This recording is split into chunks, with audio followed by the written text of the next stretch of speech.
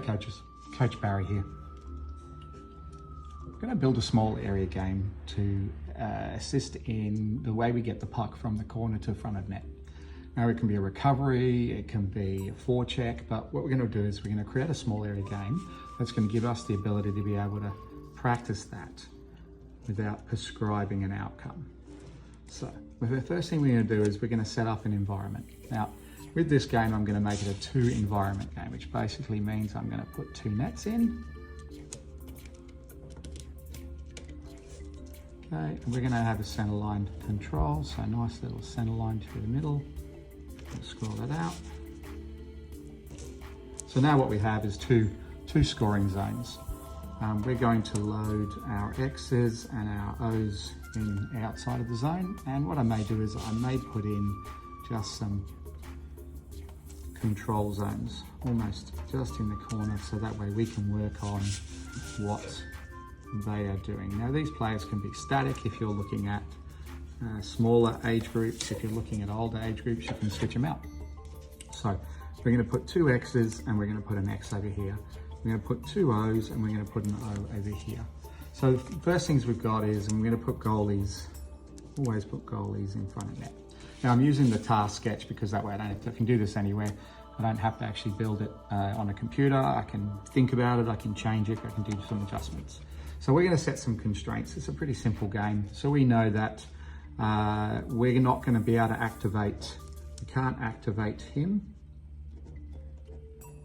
until both players are actually in the zone. So we're going to use it as basically a 2+1. So we have a 2+1 versus a 2+1. We have 2 scoring zones, we've got recovery. So the first constraint, second constraint is going to be that the activate on entry. We're also going to set another constraint, and that next constraint is going to be the fact is that he has to be used in the scoring opportunity. So that means that he must receive a pass to get another pass. Now what do we have here? We've got multiple solutions that we don't want to prescribe. We could have this player could cut straight in with the puck, receive the puck, and then basically have a shot on net. So that's just a nice simple shot. We could have one player go behind the net to receive the puck, and then we could have a puck coming through the front. We're going to load the puck from the coach in the center. So we're going to set that somewhere in here, and we're going to start the task that way. We're going to run the task for probably 45 seconds. It's a nice and simple task. In the older age groups, you can switch these players out if they're inside the zone. Now, if a goal is scored, we're going to set another constraint. For a goal scored, the scoring team must reset behind the net, just giving these guys a quick setup. So the things that we can work on in this, we can work on a basic breakout.